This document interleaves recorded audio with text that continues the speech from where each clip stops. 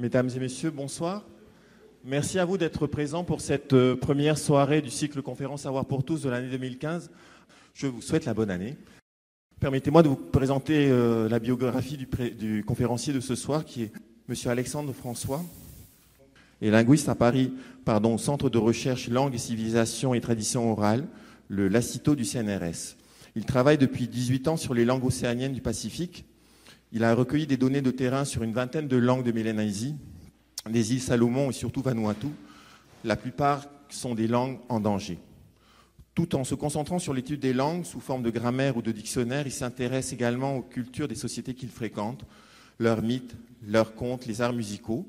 Et en parallèle à ces travaux centrés sur la Mélanésie, le projet commun avec feu M. Jean-Michel Charpentier lui a donné l'occasion d'explorer les langues de Polynésie. Il est auteur notamment de 2 ouvrages, un paru récemment, un livre CD intitulé « Musique du Vanuatu, fêtes et mystères » aux éditions Credo du CNRS, édité en 2013, et apparaître bientôt un recueil des contes du Vanuatu intitulé « Voices from the Volcano, Myths, Folk Tales and Poetry from Guam and Vanuatu ». Donc des voix sur le volcan, mythes, contes et poésie, Agawa Vanuatu. Yaorana tātoa, maururu roa I te whārerei rā mai, I te ienei, I te imahana. Ai tā wau I te maitei I te reo Tahiti, no reira, e parau no nā roto I te reo Whrani. Donc je m'excuse de ne pas faire la conférence en tahitien. Je vais utiliser ma langue, la langue de mes ancêtres, qui est le français. La première chose, je voulais vous remercier de m'avoir accueilli pour ce soir, pour ces conférences pour tous, et remercier en particulier le professeur Éric Comte, le président de l'université, d'avoir bien voulu m'inviter pour toute cette semaine à l'université de Polynésie française avec l'aide de Jacques Vernodon. Jacques a fait beaucoup pour organiser une semaine bien chargée pour moi-même et pour lui, pour venir cette semaine donner quelques cours et puis venir présenter à tous ici cet atlas linguistique de Polynésie française que je suis heureux de publier aujourd'hui. Il est sorti cette semaine, il sort là sous nos yeux après des années et des années de travail dont je vais vous parler bien sûr, de 2 auteurs, Jean-Michel Charpentier et moi-même. Et donc c'est plus qu'un soulagement. Pour les auteurs, c'est un soulagement de voir évidemment notre bébé qui est né. Et puis c'est aussi un plaisir d'avoir à cette occasion pu venir ici à Tahiti pour vous le présenter et puis pour vous parler un peu de ce projet qui a mis des années et qui, j'espère, méritait qu'on y consacre tant d'énergie. Et donc, je vais vous parler un peu de ce que cet atlas nous enseigne aujourd'hui. Alors, la Polynésie française, on pourrait appeler non seulement évidemment un vaste territoire de nombreux archipels, mais c'est aussi un territoire de nombreuses langues et des populations qui sont aujourd'hui un territoire politique unifié. C'est le territoire de Polynésie française, mais historiquement, du point de vue des historiens, des archéologues, l'idée de la Polynésie française comme étant une unité, c'est quelque chose qui est en fait comme c'est le cas pour beaucoup d'autres pays du Pacifique ou d'ailleurs. Historiquement, on a plusieurs pays, plusieurs archipels. On pense à nos 5 archipels. Historiquement, les populations de Rapaïti ou bien des sociétés ne formaient pas une bien sûr les Marquises ou les Gambiers. Et le peuplement ne s'est pas fait en une seule fois, même si plus je discute avec des archéologues, plus il apparaît que cette question de l'archéologie et de la datation des peuplements est encore quelque chose qui fait l'objet de débats, et on est loin d'avoir atteint une réponse finale sur ces questions de quels archipels ont vu pour la première fois les Polynésiens arriver sur leur sol. Et on se situe clairement dans le premier millénaire, donc peut-être le 8e, 9e, 10e siècle après Jésus-Christ. Mais ce qui semble être le cas, c'est qu'on n'a pas eu un peuplement qui s'est fait en une seule fois partout dans la Polynésie française. Donc l'idée, c'est d'abord de nous rappeler que la Polynésie française, elle est diverse dès l'origine. Elle a une sorte de diversité inhérente. Il ne s'agit pas de dire on a eu une vaste population qui parlait toute la même langue et qui petit à petit s'est diversifiée. En réalité, non, il y a eu plusieurs migrations. Certes, il s'agit bien tous de populations polynésiennes, donc dont l'origine lointaine est dans la région Tonga-Samoa, qui est la Polynésie occidentale, où sont nées les langues polynésiennes. Mais voilà, la Polynésie française est une terre de diversité. Et c'est cette diversité aujourd'hui et que cet atlas linguistique va présenter. L'unité politique de la Polynésie française ne date que du 19e et 20e siècle. Elle est récente à l'échelle historique et archéologique. L'unité linguistique de la Polynésie française, elle n'a jamais existé. On peut dire qu'elle est en train de se former puisque désormais nous avons le français d'une part et le tahitien qui sont des langues qui de plus en plus sont partagées par une grande partie de la population, surtout le français, et qui crée une sorte d'unité linguistique dans la vie moderne. Mais historiquement, il ne faut pas oublier qu'on a une diversité linguistique, et c'est cette diversité ancienne qui est reflétée dans les langues et dialectes de notre territoire, avec une tendance moderne à l'uniformisation. Cette tendance-là, elle existe un peu de manière universelle, universelle au sens que c'est, évidemment, il y en a des phénomènes mondiaux de mondialisation qui tendent à réduire considérablement la diversité des langues du monde. En un mot, on compte environ 7000 langues sur la planète et les linguistes considèrent que peut-être d'ici 80 ans ou 100 ans, dans un siècle, la moitié des langues du monde auront disparu. Donc vous imaginez le très fort, la vitesse à laquelle les langues disparaissent, évidemment avec les petites langues ou les langues parlées par des petites communautés qui sont les plus vulnérables. Il n'est pas impossible que les langues les plus fragiles parmi les nôtres, peut-être le Rapaïti en est une, ou le Raibavai, fassent partie des langues qui aujourd'hui sont des langues en danger. Et c'est pourquoi aussi cet atlas a l'intention de représenter un peu cette diversité avant qu'elle disparaisse. Alors cet atlas, il a été développé sur 10 ans, c'est 10 ans de travail pour ces deux auteurs. Il a débuté vers 2003 à l'instigation de Mme Louise Pelzer, qui était alors ministre de la Culture du gouvernement de la Polynésie française, qui peu après est devenue présidente de l'Université de Polynésie française. Et c'est Louise Pelzer qui a contacté des linguistes du Centre national de la recherche scientifique, en particulier le LACITO, c'est le laboratoire auquel j'appartiens, les langues et civilisations à tradition orale, où nous étudions en particulier, bien sûr, les langues qui n'ont pas d'une tradition écrite et du coup qui ne peuvent être étudiées qu'en allant sur le terrain. Vous voyez, si vous étudiez l'ancien français, bien entendu, mais même si vous faites des études sur le russe, vous pouvez le faire depuis Paris et puis lire des ouvrages russes, la littérature russe, alors que si vous étudiez le Rapaïti, il faut aller à Rapa. Si vous étudiez les langues du Vanuatu ou des langues d'Afrique, eh bien, il faut aller sur le terrain. Donc, on appelle parfois un laboratoire de terrain, un laboratoire spécialisé dans la linguistique de terrain. Et ce laboratoire, le LACITO, qui est le mien, c'est le seul laboratoire en France métropolitaine où l'on étudie les langues océaniennes. d'accord, où il y a des chercheurs qui étudient les langues océaniennes.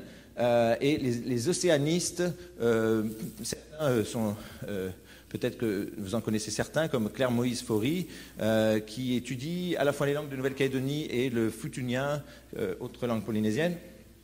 Les Rivières, Jean-Claude et Françoise Rivière, Isabelle Bril, qui sont plutôt en Nouvelle-Calédonie. Et puis, il y a 2 linguistes du Lacito qui se sont associés ensemble pour répondre présent à cette invitation de Mme Pelzer. C'était Jean-Michel Charpentier et moi-même. Alors, quelques mots sur Jean-Michel. Il a été pendant 40 ans chercheur au CNRS. Et malheureusement, comme vous le savez, il est décédé l'an dernier, en fait, en mars, le 30 mars 2014, à l'âge de 71 ans. Il était à la retraite, sa santé devenue fragile. Et donc, nous avons tous une pensée pour lui aujourd'hui, qui, comme vous allez le comprendre, même si nous avons fait à peu près autant de travail l'un que l'autre sur cet atlas, c'est le premier auteur vraiment de cet atlas, c'est Jean-Michel. C'est lui qui a recueilli les données, c'est lui qui a fait un travail colossal de recueil des données. Jean-Michel, il est ici, là, sur cette photo. Il était spécialiste au départ du Vanuatu, où on pourrait presque dire des Nouvelles Hébrides. À l'époque où il a fait son terrain, c'était encore les Nouvelles Hébrides. Et Jean-Michel a été, comment dire, Vanuatu était un pays qui lui tenait à cœur. Il avait passé beaucoup de temps, en particulier dans l'île de Malakula. Et il avait 2 casquettes, si l'on veut, au Vanuatu. D'une part, travailler dans cette île particulièrement riche linguistiquement, qui est Malakula, qui est l'île la plus riche linguistiquement à l'intérieur du Vanuatu. Le Vanuatu a 125 langues. 125 langues. C'est le record mondial, non pas d'une langue pour un pays, puisque l'Inde, qui est un pays géant, en a, mais c'est le record mondial de densité linguistique par rapport à la population. Le Vanuatu a 125 langues. Malakula, qui est une seule île, a 33 langues. Donc, Jean-Michel Charpentier a travaillé à Malakula, en particulier sur l'Atlas linguistique du Sud Malakula. C'est un énorme travail de 2000 pages qu'il a publié en 1982, et c'était déjà un peu un précurseur de notre atlas linguistique. En parallèle, il a aussi été un des premiers à étudier le pidgin Bishlamar, le pidgin du Vanuatu, et à lui donner des lettres de noblesse en écrivant une grammaire du Bishlamar. Et aussi, Jean-Michel était là, était au Vanuatu en 1980 lorsque le pays est devenu indépendant, et il a participé à la rédaction de la constitution de la nouvelle République du Vanuatu, en particulier les paragraphes concernant la sauvegarde des langues, la préservation des langues, que ce soit la langue nationale du Bishlamar ou les langues vernaculaires. Jean-Michel a toujours eu à cœur de s'intéresser, de préserver la diversité des langues du Pacifique. Lorsque Louis Pelzer m'a contacté, nous a contactés pour ce projet d'atlas, eh bien, j'en ai parlé à Jean-Michel, pensant à son atlas linguistique, et il a eu, comment dire, tout de suite envie d'explorer un nouveau territoire. Il avait encore 6 ou 7 années avant sa retraite, et il s'est dit oui, ça vaut le coup, ça m'intéresse beaucoup de découvrir la Polynésie. Il connaissait très bien la Mélanésie, et donc il a découvert la Polynésie en étant détaché ici à l'Université de Polynésie française, où il est resté 6 ou 7 ans, de 2004 à 2010. Il a donné des cours, il a dirigé des étudiants, et puis surtout il a travaillé à l'Atlas. Alors l'Atlas, il a passé des années à concevoir l'Atlas. Vous allez comprendre ce que je veux dire, c'est-à-dire en lisant énormément de dictionnaires existants, les dictionnaires de l'Académie tahitienne, les dictionnaires aussi de Rennes sur le Mangareva et toutes les ressources qui existaient, pour essayer de compiler une sorte de thésaurus, de sorte de dictionnaire virtuel, c'est-à-dire de questionnaire de 2500 mots, qui allait vraiment dans les détails voilà, c'était pas juste une liste de mots, d'une centaine de mots, de dire comment dites-vous la pierre, la maison, etc. On va vraiment dans les nuances psychologiques, on va essayer d'en voir des exemples. Et puis surtout, non seulement il a composé ce questionnaire géant, et il est allé le remplir dans 20 endroits de la Polynésie française. Donc c'est le recueil des données dont je vais vous parler dans un instant, qui impliquait un travail de terrain dans les archipels, des voyages parfois longs, pour aller jusqu'à Reao, jusqu'à Tureia, des jours et des jours sur un bateau pour arriver dans une île où il restait plusieurs semaines et où il travaillait avec la population, comme il avait fait autrefois au Vanuatu. Le deuxième auteur de l'Atlas se tient devant vous. Il est linguiste CNRS, entré au CNRS en 2003, qui est, comme vous remarquez, l'année où cette idée d'Atlas est née. Je suis plutôt un spécialiste des langues du Vanuatu ou des îles Salomon. C'est d'ailleurs comme ça que j'ai au départ connu Jean-Michel Charpentier, pour qu'il me donne des conseils sur le Vanuatu. Et dans mon travail, j'ai fait beaucoup de terrain plutôt donc dans cette partie de la Mélanésie. J'ai travaillé jusqu'à présent sur 24 langues, qui sont toutes des langues océaniennes, de la grande famille océanienne à laquelle le tahitien appartient également, puisque l'ensemble polynésien est un sous-ensemble de la famille océanienne. Parmi ces 24 langues, 23 langues sont non polynésiennes, sont mélanésiennes si vous voulez. J'ai eu l'occasion de travailler sur une langue polynésienne qui est le Tikopia ou Whakatikopia, qui est parlée sur une petite île des îles Salomon, la dernière île en fait, la plus à l'est, très isolée. Donc là je suis avec des gens qui m'apprennent des mots en Tikopia. Et donc déjà, mais au moment où je faisais mon terrain à Tikopia, en parallèle, je m'intéressais déjà au tahitien. J'étais en train d'apprendre le tahitien avec cet esprit de faire l'Atlas. Donc voilà, il y avait forcément l'envie de comparer les langues entre elles. Et c'est d'ailleurs mon dada, un de mes sujets qui m'intéresse, qui me passionne dans la linguistique. Je m'intéresse à la phonologie, à la syntaxe et plein de choses. Mais en particulier, ce qui m'intéresse beaucoup, c'est la comparaison des langues océaniennes. Comparaison pour comprendre comment elles sont différentes, comment elles sont diverses aujourd'hui, et aussi comment elles sont arrivées à devenir si diverses, sachant qu'elles ont en principe tous le même ancêtre qu'on appelle le proto-océanien, qui était probablement la langue parlée par les navigateurs Lapita, que vous connaissez peut-être, d'accord ? Donc ces navigateurs Lapita qui, si je ne me trompe, parlaient la langue proto-océanienne et sont dispersés comme ça, d'abord dans la Mélanésie, puis jusqu'à Tonga, eh bien, avant eux-mêmes, n'est-ce pas, d'être les ancêtres des Polynésiens, eh bien, voilà, on a envie vraiment de comparer ces langues, des choses sur notre histoire ancienne et sur nos origines. Et donc, ça peut prendre la forme de linguistique historique ou de linguistique géographique et de ce qu'on appelle aussi la dialectologie historique. Alors, en 2000... Oups. D'accord. En 2009 environ, enfin depuis 2009, même si ça faisait des années que je savais que j'allais faire cet atlas, c'est surtout vers 2010 que Jean-Michel Charpentier, après des années où il avait toutes ces données, il m'a transmis ces notes. Une fois qu'il avait toutes ces données, il me les a transmises et il m'a dit, bon maintenant c'est bon, je viens de passer 5-6 ans à recueillir une énorme quantité de données, j'ai 2000 pages de notes, cadeau, c'est à toi maintenant que je les cède pour que tu nous fasses un bel atlas linguistique à partir de ça. Et donc, c'était des notes brutes, si vous voulez, des données brutes, sous forme de listes de mots, parfois des notes manuscrites qu'il m'envoyait, et que j'étais chargé de transformer en un atlas linguistique avec des cartes et beaucoup d'autres choses. Voilà. Et c'est comme ça que nous avons travaillé sur 20 points d'enquête, d'accord ? Je dirais 20 points d'enquête. On ne va pas dire 20 langues différentes, d'accord ? Parce que ce serait exagéré de dire que nous avons 20 langues en Polynésie française. Parce que ce qu'on appelle des langues par opposition à dialecte, ce sera normalement des variétés linguistiques qui ne se sont pas compréhensibles entre elles. Entre un espagnol qui parle un français ne vont pas se comprendre, donc espagnol et français sont considérés comme deux langues différentes.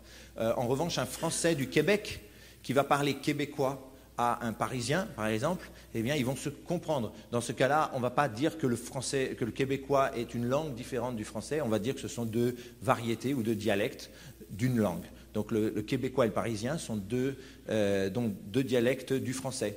Là, je suis actuellement en train de vous parler un dialecte, qui est le français parisien, qui est un dialecte de l'ensemble français. C'est un peu la même chose dans notre territoire. On a une vingtaine de variétés différentes, d'accord, qui sont donc chacun le dialecte d'une langue, d'accord.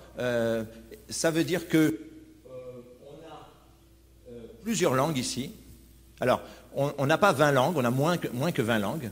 Je vais vous le dire dans une seconde. On a certains ensembles qui sont un peu comme le français québécois et le français parisien, c'est-à-dire des variétés qui diffèrent un petit peu, il y a un accent un petit peu différent, mais qui se comprennent entre eux. Par exemple, le Nukuhiva et le Uahuna aux Marquises sont deux variétés du nord marquisien, d'accord. Uapo également, le Hivaoa et le Fatuhiva vont être deux variétés du sud marquisien ou du Eo-Enata. D'accord. Ici, on a au centre de la Polynésie française, on a un grand nombre de variétés d'un grand ensemble qui est l'ensemble Paumotu. Voilà. Et puis, je vais vous en présenter d'autres dans quelques instants. Cette carte, déjà, c'est pour vous dire voilà, qu'on a 20 points d'enquête, 20 variétés linguistiques qui sont réparties dans le territoire, qui ont été choisis par Jean-Michel Charpentier en concertation avec la population locale ou bien avec Louis Pelzer notamment, et aussi avec Sylvia Richaud et d'autres personnes de l'université, des gens de l'académie qui ont conseillé d'aller dans telle île en disant par exemple il faudrait qu'il y ait le tahitien bien sûr de Tahiti peut-être Bora Bora ou bien Rangiroa ne vont pas vous apporter beaucoup de variétés intéressantes. En revanche, le Maupiti, c'est une variété du tahitien qui est intéressante parce qu'il y a souvent des différences. D'accord. Et donc c'est comme ça que Jean-Michel a choisi de compléter le tahitien avec le Maupiti. Alors, son travail, ça a été le travail de terrain, ça a été la compilation des ouvrages déjà publiés, donc les dictionnaires existants, ça c'est un énorme travail en soi, parfois à partir de dictionnaires de 400 ou 500 pages, de les lire intégralement, vous voyez, comme lecture de chevet, de les consulter et d'intégrer toutes ces données dans notre atlas. Et puis aussi beaucoup de travail sur le terrain ou parfois à Papeete, de consultation avec les locuteurs, de poser beaucoup de questions et d'écouter les conseils des locuteurs, des associations, des académies. Et donc, bien entendu, c'est l'occasion aujourd'hui de dire Maururu Roa Yaoto à tous les gens qui ont aidé Jean-Michel, notamment à acquérir les données. Tous ces gens sont remerciés nommément dans les premières pages, bien sûr, de cet atlas. Je vous parlais tout à l'heure des ensembles linguistiques, d'accord, c'est-à-dire des langues qui sont elles-mêmes composées de dialectes. Donc, vous voyez, on n'a pas 20 langues différentes forcément, mais on a plusieurs langues parlées ici en Polynésie française. Certaines langues qui sont, alors par exemple le tahitien, là, nous avons retenu deux variétés, en particulier Tahiti et Maupiti. Le marquisien, il a lui-même plusieurs variétés, comme vous voyez. Le Paumotu, c'est en fait un vaste et très riche ensemble dialectal, d'accord, continuum dialectal, on peut dire. On peut dire que c'est une langue, on peut parler de la langue Paumotu, mais la langue Paumotu, si vous voulez, c'est une abstraction. En réalité, c'est une sorte de constellation, un peu comme la Voie lactée, comme on la voit sur les cartes, de nombreuses variétés que nous avons toutes, que Jean-Michel a intégrées à ses recherches. Donc, Tureya Reao, Tatakoto Amanu, Makemo, Fangatau, Napuka. Et Anaa et le Vahitu également. Voilà. Donc, au total, on peut compter 7 langues en Polynésie française. Est-ce que c'est beaucoup, est-ce que c'est pas beaucoup? Ça dépend du point de comparaison. Vous vous souvenez que moi, je viens du Vanuatu où il y a 125 langues, et du point de vue d'un mélanésianiste ou d'un mélanésien, n'est-ce pas, on peut être, un mélanésien serait frappé du fait qu'on a en Polynésie française, et en général en Polynésie en réalité, des langues des grandes langues, si vous voulez, des langues qui sont parlées par de vastes archipels, et on a parfois 100 000, 200 000, 300 000 locuteurs, le samoan est de l'ordre de 500 000. Les langues les plus parlées dans tout le Pacifique, ce sont toujours des langues polynésiennes, parce que, voilà, il y a, alors je peux pas. C'est un vaste sujet passionnant d'ailleurs en linguistique historique qui serait long à expliquer, mais il y a une question de structure sociale, de structure sociale hiérarchisée autour d'aristocratie traditionnellement, autour de rois, Te'ari, et des sociétés qui sont assez centralisées politiquement et aussi qui créent des réseaux assez solidement unifiés et qui ont comme résultat des langues vastes avec de nombreux locuteurs, si bien que du point de vue du mélanésien, alors en réalité c'est les mélanésiens aussi qui sont extrêmes dans l'autre sens, c'est-à-dire les mélanésiens avec 125 langues pour le Vanuatu, qui, comme je disais, c'est le record mondial. Alors, là où d'un village à l'autre, on a une nouvelle langue. Hein, on va vraiment avoir une grande diversité. Mais en même temps, cette langue, du point de vue du Vanuatu, c'est pas beaucoup, et du point de vue, en réalité, de la Polynésie, par exemple, c'est beaucoup. La Polynésie française est dans l'ensemble polynésien, la Polynésie française est l'État, enfin, l'entité qui est la plus riche linguistiquement. À Samoa, on parle le samoan. À Aotearoa, on parle le maori. D'accord. À Hawaï, on parle essentiellement le hawaïen. D'accord. La plupart des entités politiques qui sont à l'intérieur du monde polynésien n'ont qu'une seule langue ou deux langues. D'accord. La Polynésie française en a 7. C'est particulièrement riche, si vous voulez. Et c'est donc une variété qui était intéressante diversité qui était intéressant de garder.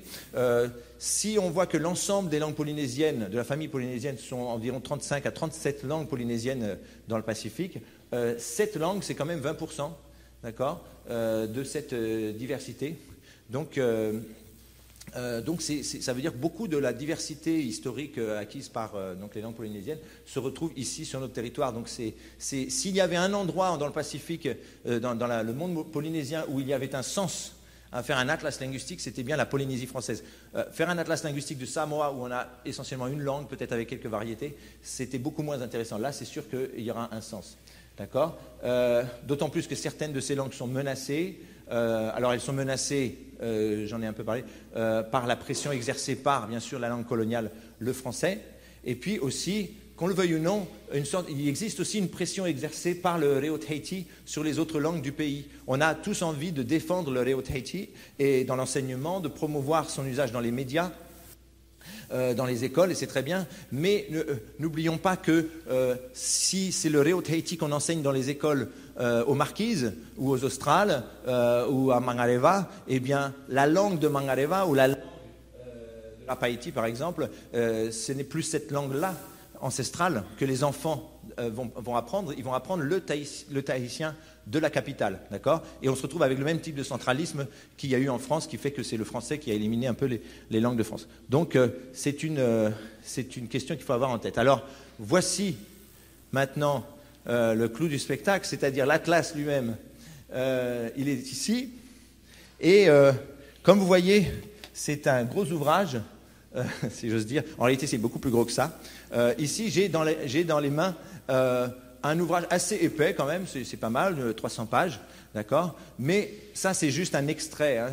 Nous avons imprimé ici à l'université cette semaine un 300 pages qui est un extrait de cet atlas pour avoir une idée avec un petit échantillon. En réalité, le nombre de pages de cet atlas, c'est 2562 pages. D'accord. Donc il faut imaginer 10 volumes comme ça, d'accord, une sorte d'encyclopédie des langues de Polynésie française avec essentiellement des cartes, 95% ou 90% de ce volume sont des cartes. Cet atlas, il est publié par l'éditeur scientifique De Gruyter, Mouton en Allemagne, et ainsi que l'Université de Polynésie française qui est co-éditeur. Et c'est d'abord un ouvrage numérique e-book, d'accord, avant d'être un ouvrage papier. Pour une raison que vous devez deviner déjà, c'est-à-dire 2562 pages, imaginez 10 volumes comme celui-ci, ce serait un ouvrage très très cher à imprimer, à distribuer, et le coût d'un tel ouvrage aurait été énorme. Peut-être, dans les premières estimations, on avait parlé de 100 000 francs pacifiques peut-être pour cet atlas. Et 100 000 francs pacifiques, ça veut dire que l'atlas n'existait que dans quelques bibliothèques, d'accord, ou que quelques personnes fortunées auraient pu peut-être se l'offrir. Mais ce n'était pas mon but. Et c'est pourquoi j'ai essayé de négocier une manière complètement différente d'imaginer cette publication, qui était le libre accès. D'accord. Et donc ça n'a été pas évident à négocier, notamment avec l'éditeur scientifique qui n'avait jamais fait ça, du libre accès. Normalement, les éditeurs scientifiques, ça sert à empêcher l'accès au savoir. Eh bien, de le mettre derrière, de mettre le savoir derrière ce qu'on appelle un paywall, c'est-à-dire un mur de l'argent, n'est-ce pas? Et il faut payer souvent, parfois 2000 francs pacifiques pour accéder à un article scientifique. Et donc, tout d'un coup, c'est un peu une révolution aussi pour eux de mettre cet ouvrage énorme en accès libre et gratuit. Alors, évidemment, avec la possibilité de cet accès libre, c'est surtout parce qu'il s'agit d'un ouvrage électronique qu'on peut partager L'idée d'en avoir une version papier, c'est quelque chose que moi je trouverais souhaitable et que je sais que certaines personnes qui sont attachées à l'idée du livre voudraient avoir la possibilité de l'avoir sous forme papier. Ce n'est pas complètement exclu sur la page de l'université. Alors je dois dire qu'il est téléchargeable sur la page de l'université de Polynésie française. Je pense que tous les gens qui sont ici le savent déjà, voire peut-être ont déjà téléchargé l'ouvrage. Levez la main ceux qui ont déjà téléchargé l'ouvrage. C'est bien, c'est un bon début. Merci. Vous allez, en rentrant ce soir, vous allez essayer de vous télécharger. Essayez de ne pas le faire tous en même temps. Peut-être téléphonez-vous en disant c'est bon, je l'ai fait, tu peux y aller. Parce que sinon, ça fait planter les serveurs. Mais a priori, on a trouvé une solution solide aujourd'hui. Et donc, en cas de forte demande, vous pouvez peut-être, on va peut-être pouvoir lancer une impression papier et sur la page de téléchargement de l'UPF, tout en bas, j'ai mis un petit paragraphe où je vous invite à m'écrire moi, afin que je puisse recueillir, avoir une idée du nombre de personnes intéressées. Si seulement 10 personnes sont intéressées, l'éditeur ne va pas s'engager dans les coûts de production. S'il y a 100 personnes, ça peut se faire d'imaginer une version papier qui sera pour laquelle il faudra payer simplement les frais d'impression et les frais de... Voilà. D'accord. Cet ouvrage, il a 14 chapitres français, tous bilingues, français-anglais, parce qu'il n'y a pas de raison que le monde anglo-saxon continue d'ignorer ce qui se passe dans le Pacifique francophone.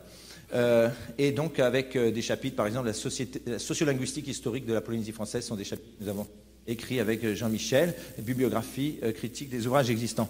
Alors, les cartes il y a des cartes donc, dans cet atlas, elles sont toutes accessibles par des index qui ont pris un peu de temps à fabriquer, mais ce qui est intéressant, c'est que ce sont des index trilingues. Donc on a un index à partir du français, à partir de l'anglais et même à partir du tahitien.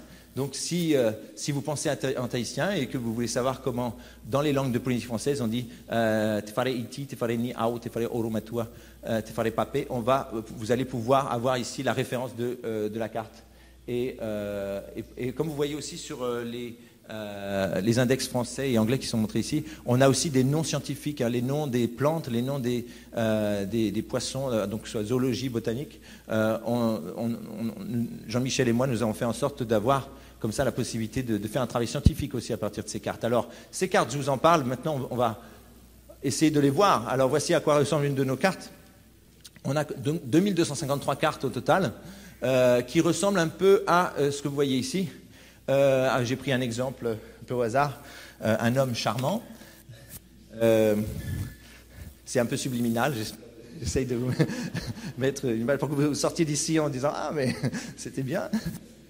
Donc, charmant, qui est avec l'entrée, vous voyez, en anglais, en français, en tahitien « aïe aïe », et puis en anglais, et sa traduction dans les 20, disons, points d'enquête que nous avons vus. Comme vous le voyez, j'espère que c'est lisible, dans certaines langues, donc par exemple, aux Marquises, un homme charmant, c'est Po'ea. Je ne sais pas s'il y a des marquisianophones ici. Donc c'est Po'ea, Enana Po'ea par exemple. Et puis au Motu, on va avoir Viru Viru, Tangata Viru Viru, Tangata Tamatika, Tangata Haviti ou Tangata Peke Peke. On va avoir ici dans Arurutu Ta'ata Ie, d'accord, ou là c'est Ta'ata, je pense, Ta'ata Manea à Rapaiti. Donc vous voyez une certaine diversité.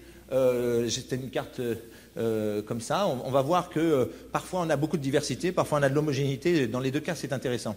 On a de nombreuses. Alors, dans les cas où on a plusieurs, vous avez remarqué par exemple en Ma'areva, on a plusieurs traductions. C'est aussi ça qui est intéressant, c'est-à-dire on n'a pas voulu faire juste une liste de mots bruts où il y a juste une case à cocher, on dit voilà, la maison c'est faré. On a aussi parfois plusieurs traductions et Jean-Michel a soigneusement recueilli les traductions, en général en les mettant dans l'ordre de préférence si vous voulez, c'est-à-dire pour tel sens, on va plutôt employer ce mot-là, mais il y a aussi tel synonyme, et on ajoute des notes. Vous voyez ici, chaque carte est accompagnée de ces notes. Et lorsqu'on a Tamora Porotu ou bien Aruta ou Nave ou Rito Rito, n'est-ce pas, Ma'areva, eh bien ici on va avoir des notes explicatives qui vont donner des gloses. Tamara Porotu, c'est plutôt un beau garçon. Aruta, c'est être très très beau. Vous voyez, je continue avec le subliminal. On a être beau ou ravissant. Voilà. Et donc Ces notes, elles indiquent aussi la provenance bibliographique, c'est important scientifiquement. D'accord. Donc là, on a certaines sources qui sont, certains mots qui viennent de Karl Rensch, de son dictionnaire. On a aussi des mots qui sont empruntés au travail de Stimson. D'accord. Dans ce travail, dans cet atlas, Jean-Michel a choisi de se concentrer sur le lexique plutôt que la grammaire. Une raison, c'est que, d'abord, de faire tout le lexique et toute la grammaire, c'était au-dessus de nos forces. Il fallait 25 ans, etc. Donc ça, il fallait aussi en laisser pour vous, pour les prochaines générations d'étudiants. La deuxième raison, c'est que les langues polynésiennes, les langues de Polynésie française ont plutôt des grammaires assez parallèles. D'accord. Je prends un exemple pour traduire nous, le nous du français. Vous savez tous qu'on a tawa et mawa, on a mato et tato. D'accord. Ça, c'est un phénomène grammatical très intéressant. C'est pas vraiment du lexique, c'est plutôt de la grammaire. C'est quelque chose. Donc, c'est la différence entre inclusif, exclusif, entre duel et pluriel. Quelque chose qu'on retrouve beaucoup dans le Pacifique en général. Toutes les langues de Polynésie française ont les mêmes contrastes. D'accord. Donc, faire une carte grammaticale aurait signifié dire quelles sont les parties de la Polynésie française qui font cette différence grammaticale, quelles sont celles qui ne font pas. Mais en réalité, du point de vue grammatical, les langues sont assez parallèles les unes des autres. Elles vont tous avoir ce genre de distinction. C'est pourquoi on a choisi de se concentrer sur le lexique et le vocabulaire. Et le vocabulaire, il prend la forme d'un classement thématique de nos cartes. C'est pour ça qu'on a des sections. Si vous avez téléchargé, peut-être choisi de télécharger section par section, vous avez vu qu'on a les sections des zoologies, les sections de botanique, voilà, le corps humain, la société, etc. Et ces cartes-là, qu'est-ce qu'elles nous disent? Elles nous montrent parfois, mais pas très souvent, elles nous montrent parfois une grande homogénéité. Vous voulez vous demander comment dit-on chanter, n'est-ce pas? Chanter, himene, en tahitien, et vous allez voir, vous allez vous étonner peut-être de cette carte qui nous montre qu'au Marquise on dit himene, au Paumotu on dit himene, un peu partout on dit himene, d'accord. Éventuellement on dit himene avec un glottal, un mareva et un tahiti, mais essentiellement on a la même forme partout. Si toutes les cartes étaient comme ça, je ne serais pas ici en train de... n'est-ce pas, je me cacherais sous mon bureau en disant oui, j'ai fait un atlas linguistique qui ne sert pas à grand-chose parce que en fait, tout est pareil partout. Rassurez-vous, ce n'est pas le cas. Et c'est justement l'intérêt de l'atlas de montrer des différences. Parfois, donc, on retrouve la même racine comme ça, parfois souvent avec... des différences phonétiques. Là, les différences phonétiques, elles sont très très minimes. On a juste la glottale, le H ou la glottale. On a beaucoup de cas un peu plus intéressants où on voit le même mot avec des différences phonétiques. Et ces différences phonétiques nous montrent des correspondances régulières. Ça, c'est un terme de linguiste. C'est vers 1860. Ce qui a donné naissance à la linguistique, c'était l'observation des correspondances régulières entre le grec et le latin, entre le sanskrit et l'allemand, par exemple. Et par exemple, regardez le son que, vous savez peut-être, dans la carte du mot qui veut dire savoir, Aitawawi ite, n'est-ce pas? On voit qu'on a tout un ensemble dans la Polynésie où la forme c'est kite avec un K, Aitawawi kite peut-être.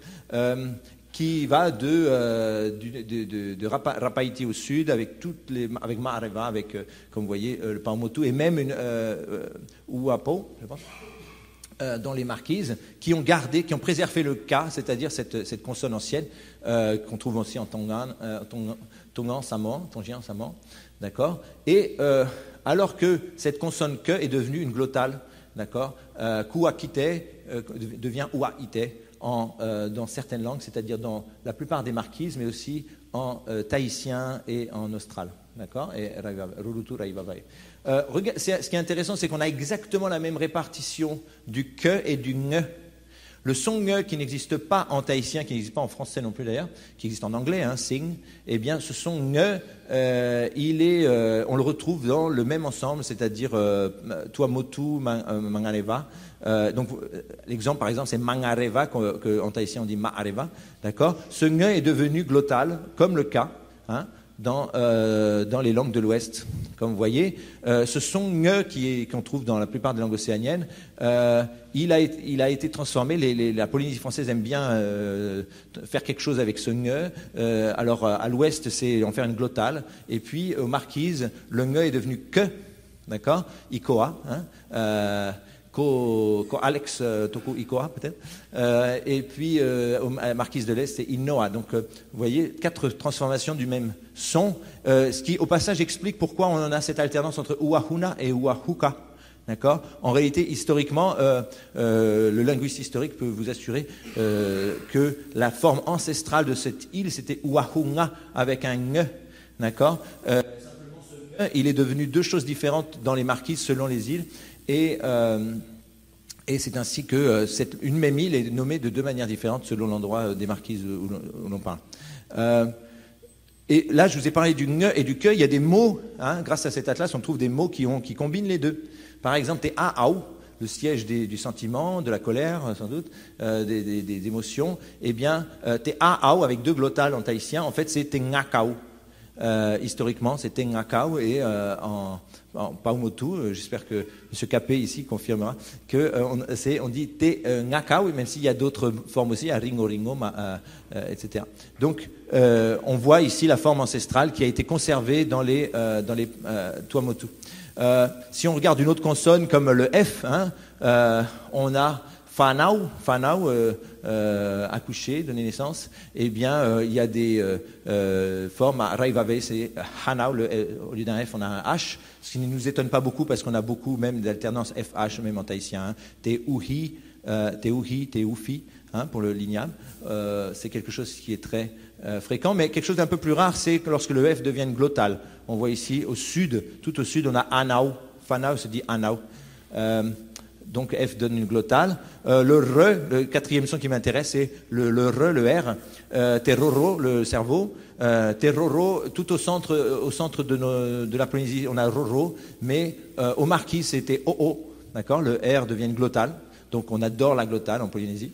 T-O-O. Et puis à Raivave, c'est quelque chose comme Tegogo. Tegogo avec un G, si vous voulez. Son qui est très rare dans la langue polynésienne, voilà, et qu'on trouve à Gaivavai. Si on va trouver des mots qui combinent évidemment ces sons comme on avait avec Aau et qui font qu'une même racine, même pour les mots qui ont gardé partout la même racine, juste le jeu des changements phonétiques qui intéressent les linguistes, eh bien, font que les mots ne vont pas forcément se ressembler entre eux. Si vous prenez le ciel, ter-ai, d'accord, le ciel, on a à Raivave te gai, d'accord, mais on va avoir tout au nord dans les marquises, on va avoir te aki, et au Enata, on va avoir te ani. Donc on a aki, ani, gai, rei, et au centre dans les Paumotu, on a la forme ancestrale te rangi. Rangi. Donc Rangi, c'est effectivement la forme ancestrale. Au Vanuatu, c'est Langi, d'accord. Donc on s'y retrouve. Mais vous voyez, juste le jeu des changements phonétiques fait que entre Gai et Ani, on n'aurait pas imaginé que ce soit en fait exactement la même forme. C'est juste la régularité. Les linguistes adorent observer ces régularités qui font que on pourrait presque prévoir, calculer sans même voir les formes que dans telle région on dit Ani et dans l'autre on dit Gai.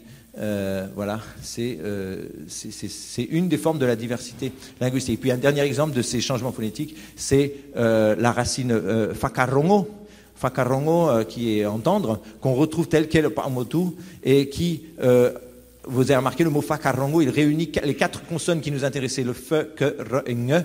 Et du coup, on va avoir un festival ici de changements phonétiques qui, j'espère, va vous exciter tous autant que moi, puisque nous avons en tahitien fa'aro avec 2 glottales, mais tout au nord, dans les marquises, on a hakaoko et hakaono. Vous voyez, tout ça par l'opération magnifique des changements sémantiques, changements phonétiques. Au sud, on a aro et fa'ago'o et akarongo, hakarongo. Voilà. Ça c'est vraiment une production de diversité, si vous voulez, par le simple effet du changement phonétique, qui, je vous rappelle, est naturel. Il n'y a pas vraiment besoin de se demander mais pourquoi dans cette île on a eu changement phonétique. C'est quelque chose de normal. Du latin au français, on a eu du changement phonétique. Le changement phonétique est quelque chose de naturel. C'est pas besoin de chercher un médicament ou quoi. C'est l'évolution des langues. Alors, et puis ça, c'était la diversité phonétique. On a aussi la diversité lexicale. C'est-à-dire lorsque les langues ont innové des formes qui ne sont pas du tout la même racine. Par exemple, teivi, c'est les os, le squelette. Et au Tuamotu, on a partout te keinga. Keinga, c'est les eaux. On ne sait pas trop quelle est l'origine de ce mot, mais c'est quasiment, on voyait toute l'unité des Tuamotu qui est assez frappante ici. Et puis Rapaiti, c'est Pera. Pera, c'est les eaux. La maison, Tefare. D'accord, on a ce vieux mot Tefare qu'on le retrouve un peu partout, Te-Are, Te-Hage. Donc ça, ce sont juste la phonétique. Mais au Tuamotu, on a Karuru. On a pas mal d'endroits où la maison, c'est Karuru. D'accord. Et un bel exemple aussi, c'est le chien.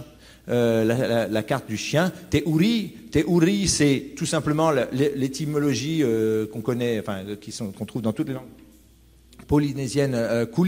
Kuri, qu'on retrouve même au XVIIIe siècle dans les récits des navigateurs, hein, qui citaient souvent ce mot kuli, et d'ailleurs qu'on retrouve aussi dans des langues mélanésiennes qui ont emprunté le mot kuli aux langues polynésiennes. Et on a ugi et kuri qui sont bien ces reflets, mais on a aussi des innovations ici au Tuamotu. On a ngaike qu'on retrouve partout en Polynésie, partout pardon, en Paumotu, d'accord. Mais on a aussi te peto ou te nuhe, d'accord, te kani, te porre à Rurutu. Le chiffre 2, par exemple, le chiffre 2, c'est Rua partout, presque partout dans toute l'Océanie, c'est Rua. Ni Rua, même au Vanuatu, c'est Rua, avec des changements phonétiques. Et on a effectivement Rua, par exemple, vous voyez tout au sud, à Rapaiti, à Mangareva, on a gardé la forme ancienne Rua. Dans plusieurs endroits des Tuamotu, on a Rua. Aux Marquises, on a Ua, c'est-à-dire la forme normale, puisque tous les re, vous vous souvenez, avec Roro devient Oo, donc on a bien la forme Rua, sauf qu'on a tout un ensemble ici qui montre que le chiffre Rua a été remplacé par un mot Piti, hein, celui qu'on connaît en tahitien, et il est possible, par exemple, que ce soit le résultat du PI. Vous connaissez peut-être le PI, c'est-à-dire le tabou linguistique sur certaines formes qui peut-être appartenaient au nom d'un chef, d'un ancien Ari'i, qui, après sa mort, n'est-ce pas, a impliqué, ce tabou linguistique a impliqué qu'on changeait certains mots qui peut-être se trouvaient dans le nom ou ressemblaient au nom du défunt. Et si c'est le cas, je ne sais pas si c'est le cas pour cette carte, mais si effectivement on a des cas de PI, de changement lexical du fait de ce tabou, du coup l'atlas devient très intéressant parce qu'il nous montre exactement l'étendue des anciens Ari'i, si vous voulez, parce qu'on voit l'extension de l'ère d'influence, hein, de ce tabou, et donc par conséquent l'ère d'influence d'un certain voilà, pouvoir politique ancien. Un autre exemple, c'est Sis, hein, Ono, qui est la forme ancestrale gardée en tahitien. Ici, on a Hene en Paumotu. Voilà. Je vais terminer avec quelques exemples d'emprunts. Alors, il y a deux types d'emprunts. L'emprunt aux langues européennes, qui ne sont pas si nombreux que ça. N'est-ce pas, le japonais fait des emprunts à tour de bras et il adore emprunter même quand il n'y a pas besoin, n'est-ce pas, un japonais qui a déjà un mot, il va préférer employer l'anglais parfois ou le chinois plutôt que le japonais pour des raisons mystérieuses.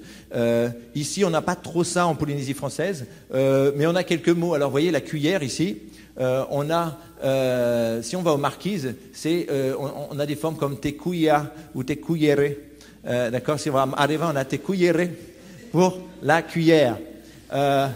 Et chez nous, on a, en tout cas ici, on a une forme qui n'a pas tellement l'air si exotique, n'est-ce pas, qui est punu taipu. En réalité, punu, c'est spoon en anglais. Hein. Et du coup, dans les deux cas, on a un emprunt. Et ce qui est amusant et ce qui est intéressant dans des cartes comme ça qu'on voit dans l'Atlas, c'est des petits joyaux qui sont cachés tout au fond de l'Atlas. C'est la carte 77112. Hein, retenez bien ce numéro gagnant. Eh bien, c'est une carte qui nous montre aussi l'ère d'influence, cette fois-ci non plus des anciens rois ou quoi, mais l'ère des missionnaires, n'est-ce pas? Puisque les missionnaires francophones et catholiques qui étaient aux Marquises et à Mareva, eh bien, ils ont laissé un peu leur trace, leur empreinte sous forme d'emprunts aux Français, des emprunts français qui sont restés un peu dans le Marquisien et dans le Mareva, alors que Spoon, n'est-ce pas, sont les missionnaires anglais protestants qui ont introduit, malgré eux, n'est-ce pas, enfin, c'est la découverte de cet objet merveilleux qu'est la cuillère. Du coup, rien qu'en voyant cette carte, ça m'a fait ouvrir les yeux aussi sur la chose extraordinaire qui est la cuillère quand on y réfléchit. Voilà. Et donc nos cartes aussi, j'ai ajouté comme ça quand j'ai fabriqué les cartes, j'ai ajouté l'étymologie en bas de la carte. D'accord, je ne sais pas si vous voyez bien, spunu qui vient de spoon et cuillère qui vient de cuillere. Et puis quelque chose, alors là, presque encore plus amusant, c'est de voir une répartition qui a l'air très similaire. Hein, vous remarquez la répartition de quoi? Alors là, c'est le mot, la carte pour dire la religieuse, la bonne sœur. En français, on a des mots comme la bonne sœur, la religieuse. En anglais, nun. Et là, on a des formes qui ne ressemblent ni au français ni à l'anglais. Donc, c'est pas comme la cuillère, d'accord. On a virikine tout au nord, d'accord. Et puis on a paretenia. Alors on se dit peut-être c'est un vieux mot tahitien ou polynésien qui devait être ancestral, je ne sais pas, qui voulait dire autre chose. Hein, qui est une. Alors du coup, c'est intéressant parce qu'on se dit tiens, c'est peut-être l'ancienne religion avait une sorte de religieuse où il y avait des vierges comme chez les Mayas. Enfin. Et en réalité, non. À mon surprise, en faisant ces cartes, je me suis retrouvé avec le bon vieux grec et le bon vieux latin que j'avais fait pendant mes jeunes années, parce que ces mots-là, en fait, c'est du grec et du latin. Alors, virikine, c'est virginem en latin, d'accord. C'est l'accusatif de Virgo, la Vierge, donc la Vierge Marie, la Vierge. Donc l'idée, c'était que ces religieuses restaient vierges, bien sûr. Et c'est l'idée, en tout cas. Et donc on a virikine, qui viennent du latin. Et puis paretenia, qu'est-ce que c'est que ces mots? Vous voyez, paretenia, vous avez remarqué qu'à Raivave, c'est pas getenia, donc le R est devenu G, donc ça a vraiment l'air d'un mot bien polynésien. Eh bien, c'est du grec, c'est partenia, la Vierge. Qui est la même origine que le Parthénon, hein, le temple des Vierges en l'honneur d'Athéna à Athènes, c'est le Parthénon. Et là, on a paretenia, qui sont donc ce mot grec. Alors, pourquoi grec et latin et comment ça se fait qu'on a la même répartition que l'anglais et le français ici? C'est amusant. Eh bien, les catholiques, leur langue liturgique, c'est le latin. Ils utilisent la Vulgate latin, c'est la tradition des catholiques. Les protestants, hein, au XVIe siècle, avant même d'arriver ici, eh bien, les protestants, ils sont nés d'un retour aux sources, de l'idée de revenir au texte fondamental qui, pour l'Ancien Testament, est l'hébreu et pour le Nouveau Testament, c'est le grec. Du coup, c'est fascinant de voir qu'on va retrouver du grec là où je ne l'attendais pas du tout, c'est-à-dire ici, dans les tout. Ça, c'était pour vous montrer un exemple de... voilà. Et puis, un dernier exemple, là, je vous ai parlé des emprunts au français et à l'anglais. Ensuite, des emprunts plus mystérieux au latin et au grec. Et puis, n'oublions pas que puisqu'on a plusieurs langues en Polynésie française, on a aussi des emprunts intérieurs, c'est-à-dire des emprunts entre les langues de Polynésie française. Et on va voir un peu ici, vous vous souvenez que ce qui est en pointillé ici, ça correspond exactement à ce qu'on appelle une isoglosse en linguistique, c'est-à-dire une ligne sur une carte qui représente un phénomène linguistique. Ça, c'est une isoglosse. C'est la langue. Et ça, c'était l'isoglosse du K et du N. Vous vous souvenez de l'Inoa, on avait regardé des langues qui gardent le N et qui gardent le K, de quitter. Hein. Eh bien, ici, on a le mot qui veut dire la natte de P-oué. Et P-oué avec une glottale qui, normalement, correspondait autrefois à Pékoué. Et si vous voyez au centre des Tuamotu, là, on a effectivement Pékoué, c'est à Na'a. On a gardé la forme Pékoué avec le K ancien, d'accord, Pékoué. Et logiquement, à l'intérieur de ces pointillés-là, on devrait avoir partout Pékoué, Pékoué, Pékoué, Pékoué. Qu'est-ce qu'on voit en réalité? On voit plusieurs variétés, notamment à l'intérieur de ces pointillés, donc au Tuamotu, où au lieu d'avoir Pékoué, on a Péoué, où on n'a pas de K, et parfois on a une glottale, parfois on n'a pas de glottale. Qu'est-ce que ça nous dit, ces formes-là, où on aurait dû avoir un K en fonction de la régularité des changements phonétiques, et qu'on n'a pas? Eh bien, c'est l'influence du tahitien. D'accord. On a des emprunts au tahitien, autrement dit, les locuteurs de ces îles-là, des Tuamotu, eh bien, ils ont un peu oublié que l'ancienne forme, c'était Pékoué, l'ancienne forme pour désigner une natte, et aujourd'hui, ils ont l'influence plutôt de la langue tahitienne, peut-être probablement due au fort contact. Alors, il y a les contacts historiques, et puis encore plus à l'époque moderne, énormément de gens des îles Tuamotu qui habitent ici en Tahiti, qui viennent faire leurs études ici, qui cherchent du travail, ou inversement, il y a des Tahitiens qui vont au Tuamotu et qui font, voilà, ça. Donc ces cartes-là, cette carte-là, elle montre un peu l'extension aujourd'hui du tahitien. Donc la dynamique des langues dont je vous parlais aujourd'hui, on voit que la zone d'influence du tahitien s'étend, et certains dialectes paumotus sont plus affectés que d'autres. Un autre exemple, et vous voyez que la forme n'est pas exacte, l'isoglosse n'est pas exactement la même géographie. Ici, on a le mot les armes pour faire la guerre, moiha. Moiha'a avec une glottale, c'est autrefois Moihanga avec un nge, le même que Ingoa, mais voyez qu'ici on a quelques variétés du Paumotu qui ont perdu le nge. Pareil avec Péché, Rava'ai qui autrefois était Ravakai. Alors à Toureya on a gardé le mot Ravakai, mais ailleurs c'est le mot tahitien en fait, Rava'ai, sans le cas qui se retrouve. Et puis parfois on a vraiment une très grande aire d'influence. Ici c'est le poisson Pa'aihere. Pa'aihere que je n'ai pas encore goûté, mais il n'est pas trop tard, si c'est bon, si vous me confirmez que c'est bon. Eh bien, Pa'aihere, vous voyez que à Toureya, le 14, il a gardé la forme Pakaihere, avec le K, Pakaihere, mais ailleurs dans les Tuamotu, le K a disparu, et partout on dit Pa'aihere ou Pa'aihere. D'accord ? Donc tout ça, ce sont des sortes de photographies aujourd'hui. Cet atlas nous donne une sorte de photographie de la dynamique des langues au sein de la Polynésie française. On a un petit peu une photographie un peu sépia, n'est-ce pas, de l'influence des missionnaires anglicans, des missionnaires catholiques, et c'est amusant. Et puis là, on a une photographie en couleur aujourd'hui de ce qui se passe aujourd'hui, des relations entre les langues. Alors en conclusion, cet atlas linguistique de Polynésie française, qui n'est pas cher, franchement, je vous conseille d'en profiter avant que je change d'avis. D'accord ? Eh bien, c'est un ouvrage de référence, c'est le premier de son genre. C'est-à-dire le premier atlas linguistique en fait dans le monde polynésien, hein, et quasiment le seul autre atlas linguistique qui existait dans le Pacifique, c'était l'autre ouvrage de Jean-Michel Charpentier en réalité. Hein, donc, et cet atlas, il vise à documenter la richesse linguistique et dialectale de tout le territoire. Certaines variétés sont documentées ici pour la première fois. D'accord ? Donc les australes, Rurutu, Raivavae, Rapaiti, par exemple, aucun dictionnaire qui existait. D'un coup, on se retrouve avec 2300 mots dans ces langues, donc c'est déjà un ouvrage scientifique qui a cette valeur. Le format des cartes est assez intuitif à lire. J'espère que vous avez trouvé que c'est effectivement, on n'a même pas besoin d'être linguiste pour pouvoir lire ces cartes. Il permet de visualiser la géographie linguistique dans toute sa dynamique. C'est un ouvrage qui s'adresse aux chercheurs, et ici on est à l'université, donc il y a des chercheurs qui, j'espère, s'intéresseront à cet atlas, mais aussi aux enseignants du secondaire, aux enseignants même du primaire, des enseignants dans les écoles des Tuamotu, des marquises, un peu partout, les locuteurs, puisque voilà, j'ai tenu à ce que cet ouvrage soit en accès libre. Eh bien, les enfants, les adultes, dans les familles, on peut feuilleter cet ouvrage. Les passionnés du patrimoine polynésien, j'espère, pourront être heureux d'avoir cet atlas. Chaque communauté linguistique peut préserver son patrimoine propre. Voilà, si vous êtes vous penchez un peu sur cette dire ah oui, c'est vrai qu'on avait ce mot-là qui est différent du tahitien, d'accord. Et en même temps, on peut, grâce aux cartes, se situer dans l'ensemble plus large de la Polynésie française. Est-ce que notre forme qu'on dit, nous, le nom du chien, ou je ne sais pas, qu'on dit ici à Napuka, est-ce qu'on est les seuls dans toute la Polynésie française à dire ce mot, ou est-ce que en fait c'est toutes les Tuamotu? Voilà, tout d'un coup, nos langues se sont mises en perspective, dans la perspective plus large de la Polynésie française. Et un tel atlas devrait, j'espère, nous encourager à promouvoir la diversité de nos langues, parce que c'est la mémoire vivante de nos sociétés humaines. Voilà, merci beaucoup.